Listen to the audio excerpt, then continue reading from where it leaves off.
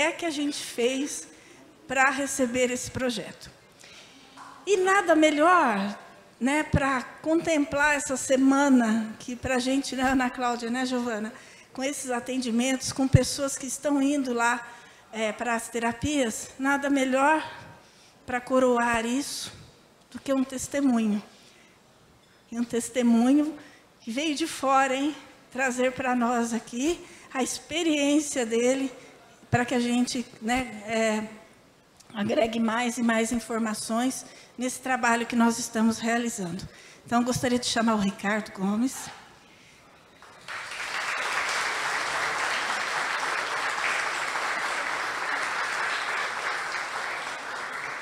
Ô, gente, até que valeu a pena ficar aqui em cima, ó, a altura. Ricardo, uma honra te receber. Não sei se você fica em Valinhos esses dias. Se você tiver a oportunidade de ir até a FEAV para conhecer o que a gente está fazendo, é muito lindo. Gente, é transformador, é emocionante, vale a pena para nós todo esse aprendizado que a gente está tendo sobre o AVC. Então, teu testemunho, com certeza, só vai agregar para nós. É com você. Agradeço o convite. Paulo, realmente isso é extremamente importante, a vida pós-AVC, que tem uma vida, né? É diferente, bem diferente. Eu tive um AVC em 2011, acho que alguns de vocês já relataram que viram na TV, né? Imagina um AVC indireto do Brasil inteiro. Eu digo que assim, tem coisa que só acontece comigo e com o Botafogo, é o caso. E meu histórico, o meu primeiro AVC foi, eu era treinador de São Paulo. Em fevereiro de 2010, eu senti uma dormência, cara, uma dormência nas costas. Lembrei do meu pai. Meu pai teve um AVC em 1969.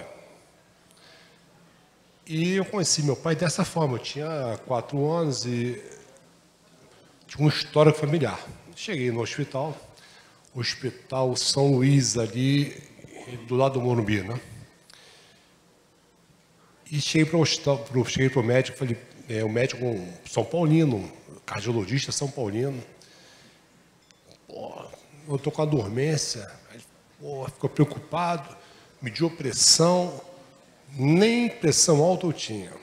Nossa, não tem nada, isso é uma dormência, é coluna. Eu falei, olha, cuidado que meu pai teve em 69, contei a história. Tá bom. Como você tem um histórico familiar, eu vou botar numa ressonância magnética, IRM. Esse exame, vocês sabem, dura 15, 20, 25 minutos. 3 minutos depois, ele entrou na sala. Você tem razão, tem um pingo de sangue no cérebro. Está pingando. Bom, internado, como tradutor de São Paulo, imprensa, deu tudo isso, né? Consegui... fui para o quarto, fiz todos os exames e 3 dias depois eu recebi alta.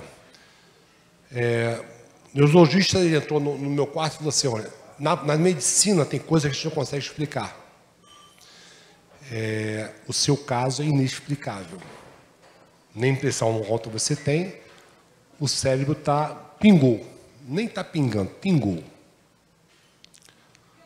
Vamos fazer mais exames, mas você está de alta. Fui para casa. Meu primeiro jogo como treinador de São Paulo pós-AVC, aqui em Campinas. São Paulo e Ponte Preta, em fevereiro de 2010. Bom, vida que segue, fiz todos os exames, nada. Fiquei em São Paulo, como treinador de São Paulo, até setembro de 2010. Perdemos para o Internacional a Libertadores, semifinal. Fui demitido e fui para o e fui para o Rio, voltei para casa. Logo depois o Vasco chegou, me convidou, eu aceitei, e assim foi, 2011 já. Copa do Brasil, ganhamos a Copa do Brasil, tudo bem. Em agosto de 2011, teve o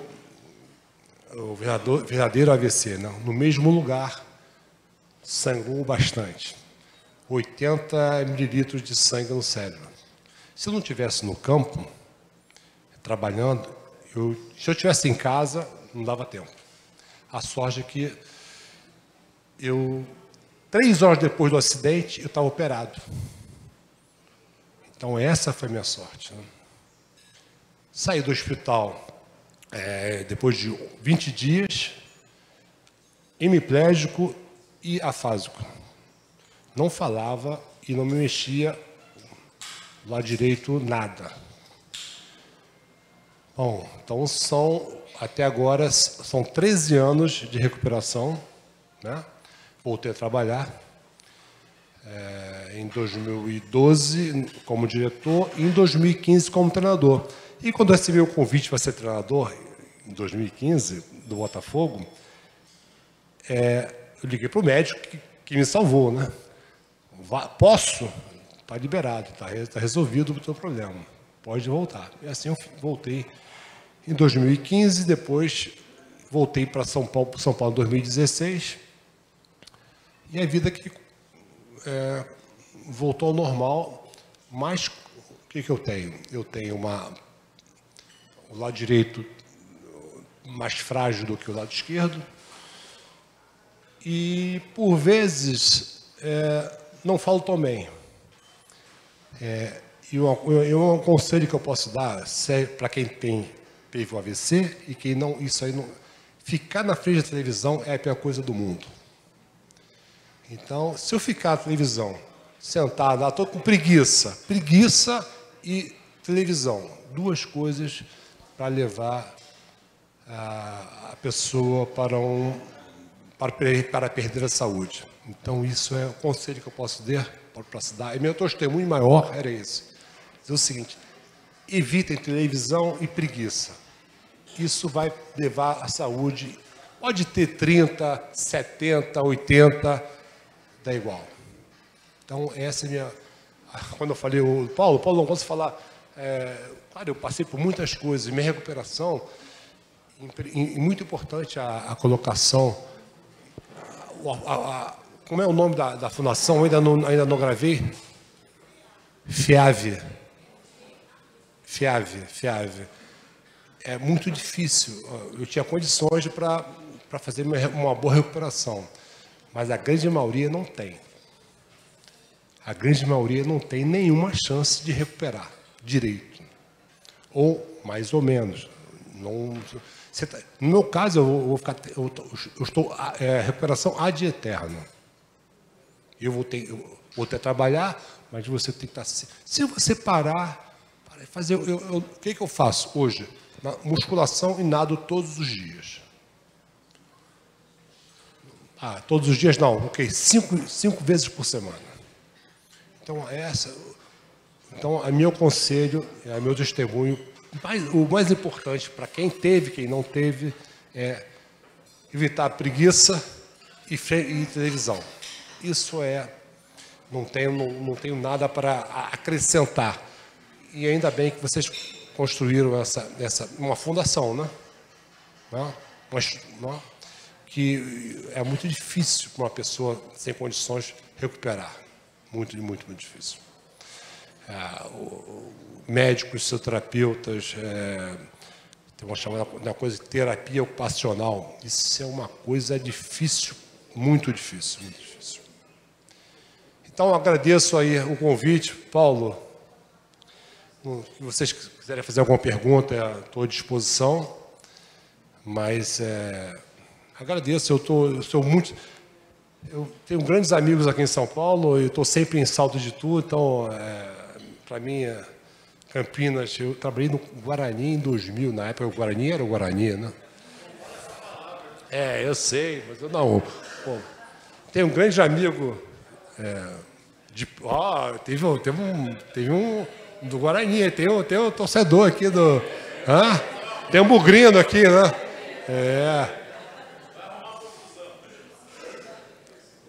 E por acaso, eu acho que o Renato joga com vocês, não? Renato? Nasceu o Renato em 2000.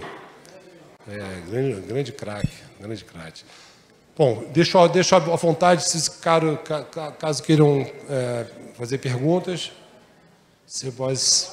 Oi? Eu não parei de trabalhar por causa de outro problema. Aos 19 anos eu tive uma lesão grave no joelho, joguei até 31, por isso que eu parei cedo. Uma lesão que levou o meu joelho. Eu joguei por um acaso, porque eu comecei com 18, aos 19 tive uma lesão grave na Coreia do Sul. E parei depois da Copa do Mundo, lá com 2022 com o Tite. Aquela Croácia, aquela história da Croácia, tá doendo até agora. E eu fiz uma cirurgia e botei uma prótese no joelho, assim como o Tite também, que jogou no Guarani também, né, que também perdeu o joelho cedo. E é isso. Agradeço aí o convite, Paulo. Paulo, por favor. Grande chefe.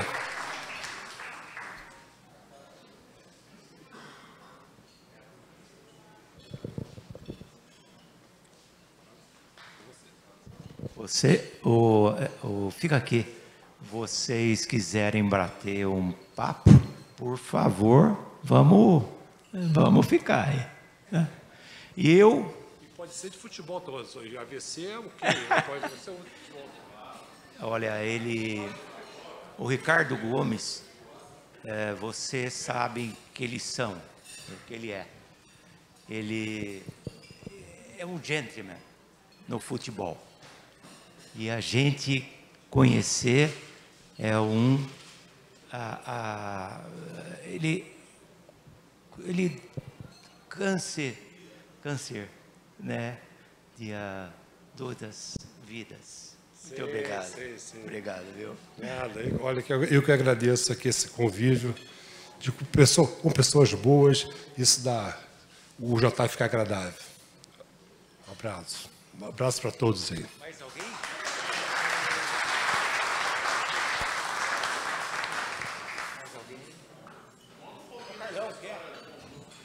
Minha história?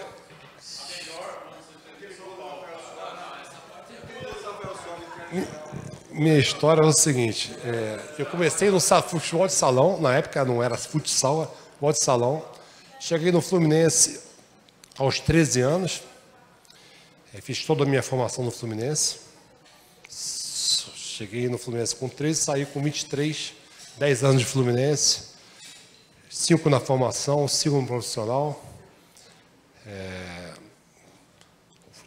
Na época nós tínhamos e tudo não tinha xerém ainda, né? Era tudo nas Laranjeiras, né? O campo careca, mas se formava jogadores. Grandes dificuldades hoje, né? Para formar um jogador, né? Depois fui para Portugal, para o Benfica, em 88. É um dos motivos que eu conheci o Paulo através do Silas, né?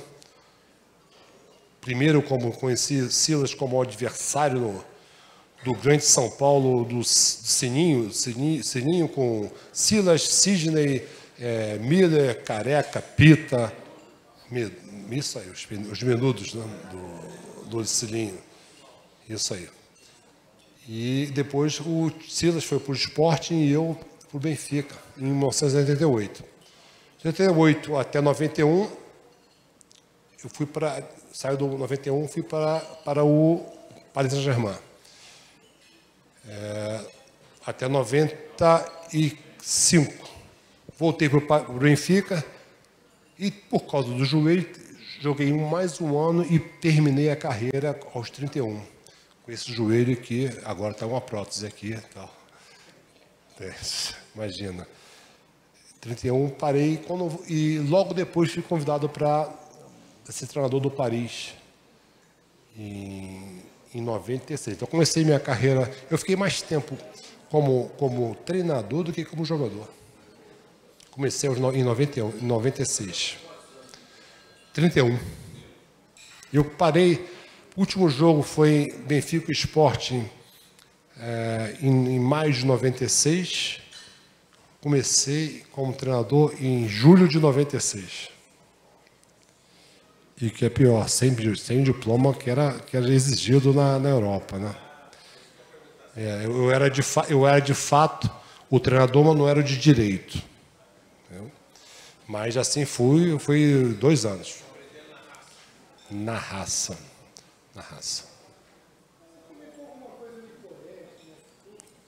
Coreia? Não, a minha lesão foi na Coreia do Sul. E foi um amistoso no Fluminense, em inauguração do estádio olímpico que a Coreia inaugurou, fez a Olimpíada em 88. Olha a diferença. Eles inauguraram o estádio em 84. Olha que diferença, hein?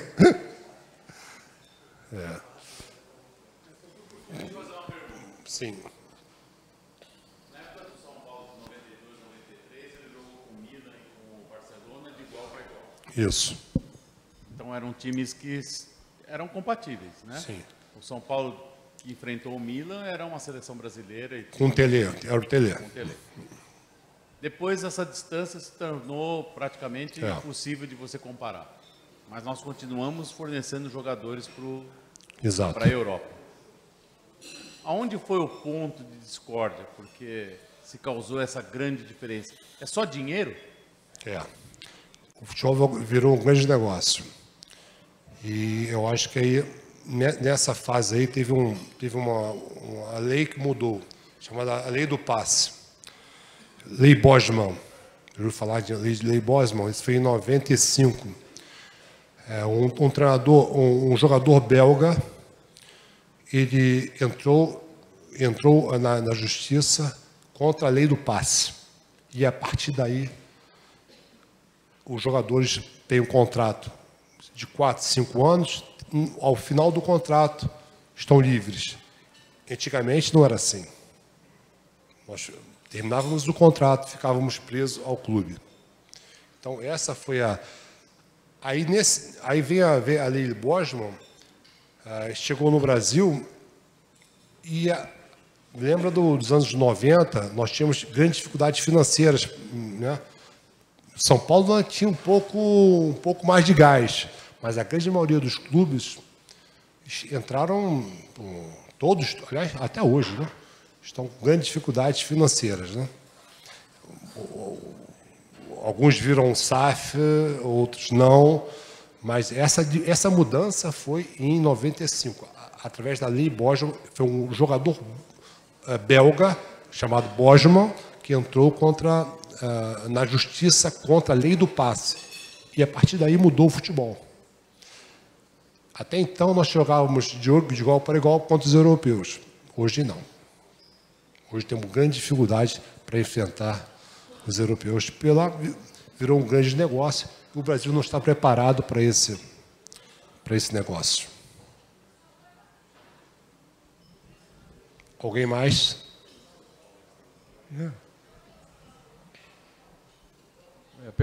Eu vi na TV o seu AVC. O estresse, como tem... Eu lembro bem da cena e lembro bem do jogo. O estresse do treinador foi o estupim, ou é uma coisa que se não acontecesse ali, ia acontecer provavelmente? Exato. Ainda bem que foi ali. Se eu estivesse em casa, eu estava morto. Não, é claro, a pressão, a gente joga uma pelada aqui, disputada vai ter. Se você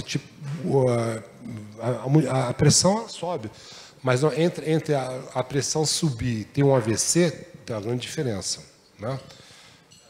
O meu foi uma história familiar e eu não tinha ideia de que eu tinha de 4 às 9, de 4 da tarde até às 9 da noite, eu não tenho pressão alta, mas a minha pressão faz uns picos, e nessa eu fiquei. tá? Mas não é pelo estresse, não. Eu tive coisas muito piores do que... Aliás, o jogo era até chato. O jogo estava amarrado taticamente, nada acontecia. Tava chato o jogo. Não era um jogo emocionante, não era. Isso é uma pegadinha, isso.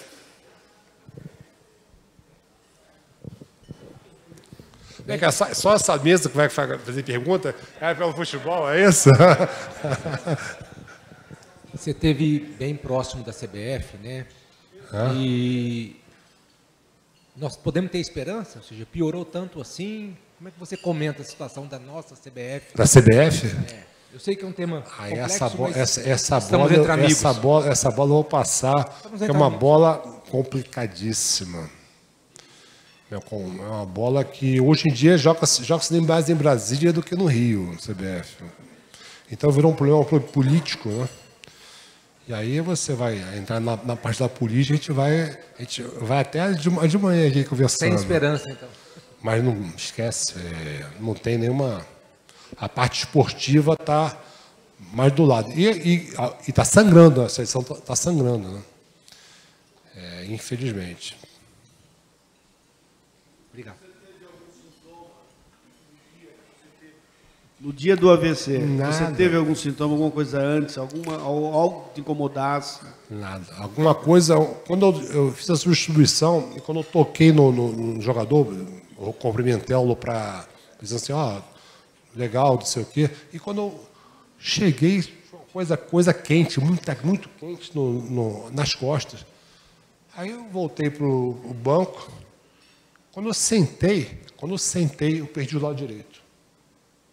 Eu estou tendo um AVC. Mas não tinha nenhuma...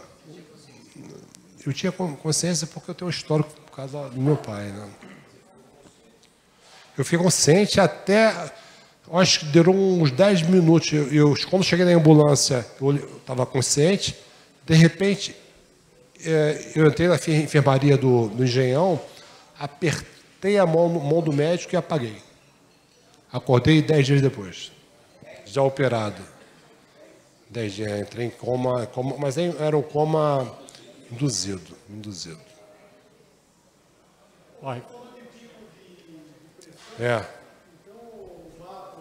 É essencial. Exatamente. Tem que fazer. Não sabia. Eu fiquei 3 dias no hospital fazendo a pressão, mas não pegaram. Porque o que é pior, eu só peguei o mapa, o nome disso é o mapa. Eu só peguei o mapa no terceiro mapa. Os dois não estavam, os dois normal. Uma visão que atleta de alto nível tem aí um regadinho, exame, tudo bonitinho. Mas... É isso mesmo? Tem sim, mas não tem jeito. O histórico familiar é muito importante, determinante.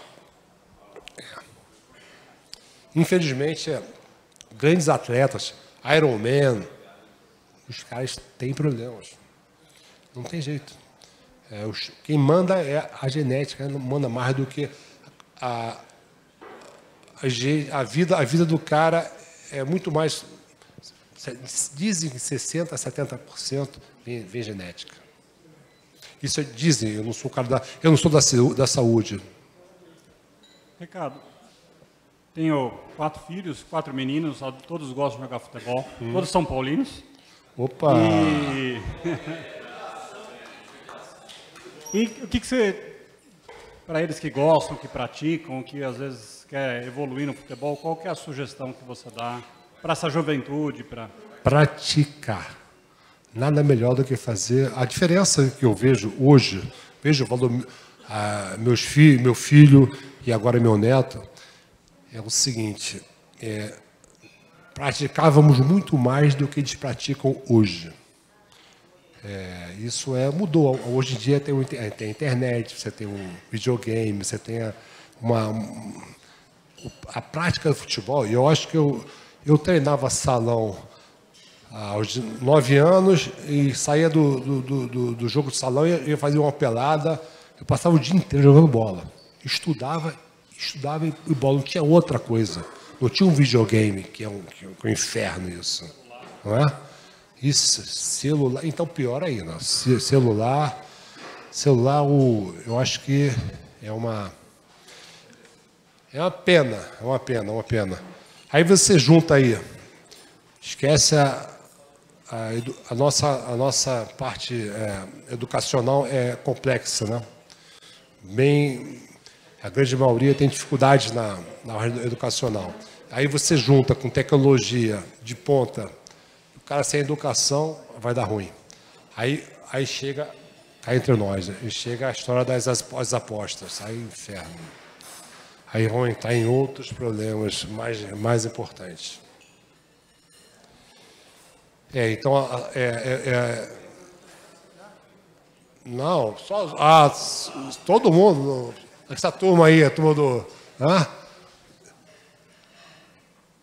Gordossauros, isso é um espetáculo, hein? Claro. Você relatou que você teve um AVC, primeiro AVC. Isso. Né? Depois que você teve esse primeiro AVC, em primeiro lugar, você teve uma fala muito importante com o médico. Ele ia te mandar para casa, né? Não entendi, perdão. Ele ia te mandar para casa. Se você não tivesse falado que você tem um histórico familiar. Isso. Então, você já tinha um conhecimento. Sim. Então, você também acredita que o conhecimento traz a possibilidade da pessoa ser socorrida a tempo. Claro. Quer seja ela em convênio, no SUS, em qualquer lugar. Claro. Depois desse primeiro AVC, o médico que te acompanhava, ele não suspeitava que poderia ter outro? Eu estava em São Paulo como treinador, fui a vários médicos. E nenhum disse que existia mais a possibilidade? Aquele não. Foi um e pronto, acabou? Não foi um só, tinha vários. Foram vários? E não tinha essa... Aí tem uma coisa, isso é raríssimo. O meu caso eu tive 2 no mesmo lugar. No mesmo lugar. Chama-se cavernoma. É uma falha da... desculpe aí se tiver médico aqui, se estou falando besteira aí, mas eu acho... uma fisioterapeuta eu acho que olha, eu acho que eu tive no mesmo lugar, acho que o cavernoma pode ser? Uma falha a artéria, são três partes, é isso? Exato. E a medial ia acontecer. Aí, só para finalizar, que fique claro para as pessoas que o AVC, né, ele não acontece só uma vez, ele pode acontecer mais de uma vez. Pode. E que o fator estresse, televisão e sedentarismo, apesar da genética ser determinante, mas contribui bastante. Muito. O sedentarismo. Sedentarismo eu falo que é pior. E o estresse, né? Eu te dizer o termo preguiça. O cara, por vezes, o cara tem... vou ficar aqui, acomodado. O problema do cérebro, aí eu vou aproveitar essa... O que eu aprendi, o conforto, o cérebro, eu falei para vocês no início que eu saí do hospital hemiplégico, né? Então, o braço era isso aqui. Tá? O cérebro gosta disso. O que o cérebro não gosta é disso aqui. Meu lado direito, tá? Eu vou forçar o lado ruim. O cérebro gosta de conforto. Então, quando eu falo da televisão, ele gosta disso. Você esparramado no sofá e ele vai, aí ele some. Ele gosta o conforto, nada pior para a saúde é o conforto.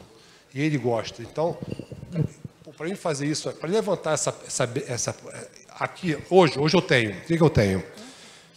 Diferente do lado. Aqui, 0. Aqui, a sensação de 15 quilos. Já chegou uma tonelada. Aqui eu não mexia. Então, isso aqui ainda tem uma sensação de que estou levando aqui 15 quilos, só sensação. E quanto tempo depois que você teve, e estava lá no hospital, você começou a iniciar as terapias? Comecei com fono no hospital e logo depois, em casa, eu fiz 12 horas durante 2 anos e comecei, no mínimo, e continuo fazendo até hoje, mas de uma outra forma, uma fisioterapia, nadando. Se eu não nadar, se eu não fizer musculação, vai ficar aqui o lado direito. E achei interessante quando você falou que a terapeuta ocupacional ajuda muito, né? E a estimulação cognitiva, porque eu não sei se você teve, mas alguns pacientes que estão procurando a gente, do que a gente conhece, eles relatam muito a questão de perder a parte cognitiva. Sim. Porque por conta do entendimento, por conta de às vezes ficar com sequela de não ouvir, né? E que de fato seria... Aí depende agora da área que foi afetada, né? Mas memória. Se a memória recente, demorei bastante. Pô, saí do carro, só voltava, deixava a chave. Como é que achava a chave? Cadê a chave? Porra, 2 dias de procura da chave. Coisas simples, mas vai irritando a pessoa de uma forma, cara. Então, evitem esse negócio do conforto. Bota o cérebro para trabalhar. E assim, só para a gente falar aqui entre nós, aqui, eu acho que é muito importante a gente ter essa concepção de que sentiu alguma coisa, os sinais tem que procurar e tem que fazer acontecer. Uma tomografia, uma ressonância, não volte para casa. Porque a gente tem muitos casos que as pessoas vão e são mandadas para casa. E isso não importa, pode ser convênio, pode ser na rede pública, não adianta. É isso, não dão atenção adequada. Então, a gente ter a informação e forçar o atendimento é essencial. Tá? O AVC hoje é uma das doenças, ou se não a doença que mais mata. Inclusive jovens e crianças. Tá bom? Só a título de informação mesmo. Olha, eu acho que essa conversa, esse bate-papo aqui, a gente está transmitindo pelo Instagram, está nesse grupo. Poxa, mas se você vem muito a Salto de Itu, vem fazer uma roda de conversa conosco. Claro, sábado, com o maior prazer, com o maior prazer. Você não acha? Vem fazer uma roda de conversa, porque a gente está investindo muito na informação, na comunicação. Então, para nós, é o antes, o durante e o depois. Sim. Que tem que ser trabalhado, né? Sim. As terapias são super importantes, mas a informação, a comunicação é essencial. Então, fica o convite, a gente vai te buscar. Né, Paulo? Com prazer. Para uma roda de conversa. Porque... Com pessoas boas, não tem nada melhor. Um jantar assim, pô. Com certeza. Mas foi muito bom te conhecer, muito bom te trazer aqui, Paulo. Só você poderia ter feito isso, mas ninguém. Não é, gente? Só pena que só tem um torcedor do Guarani aqui, só único. Não. Guarani, Bugrão. Olha aí, tá vendo? Boa. Ai, eu acho... Legal. Gente, eu agradeço, eu vou passar... Você, pela testemunha, eu queria que você falasse da sua esposa. Sim. A da minha esposa, ele está falando que foi um caso já diferente, né? Eu perdi minha esposa logo depois da pandemia, né? Foi 2021, era final da pandemia, né? Mas aí ela começou com linfoma e depois entrou leucemia e bateu. A gente achava que ia durar 2 anos, mas foi foram 8 meses e agora, como diz meu neto, virou estrelinha. Essa foi mas foi uma luta muito difícil.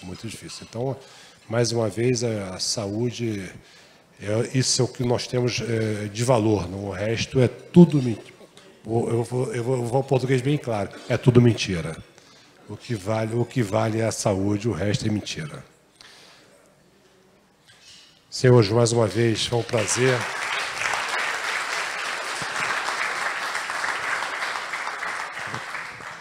E vou contar que eu e o Paulo nos conhecemos há pouco no hotel, mas já temos um segredo. O segredo.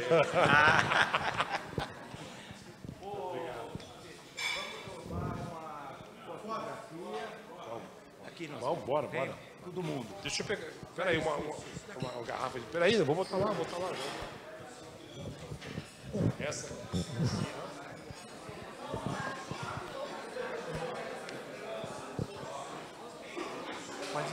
Pode encerrar.